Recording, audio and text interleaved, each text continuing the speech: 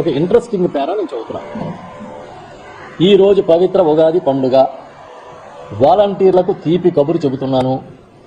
ఉగాది పూజ చేసిన తర్వాత ఈ విషయం మాట్లాడుతున్నాను. మీలో ఏ ఒక్కరిని తీసేయబోము. మీకు ఇప్పుడు ఇచ్చే దానికంటే ఇంకా బాగా మెరుగ్గా 5,000 కాదు 10,000 గౌరవ వేతనం ఇస్తాం.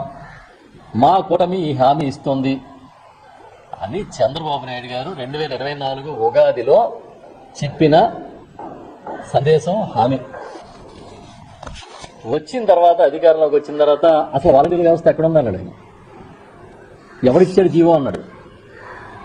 ఉంటే చూపించమంటున్నారు కూటమి పెద్దలందరూ.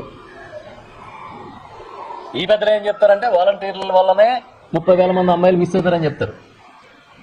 ఉంటే చూపించమని మళ్ళీ వాళ్ళే అంటారు.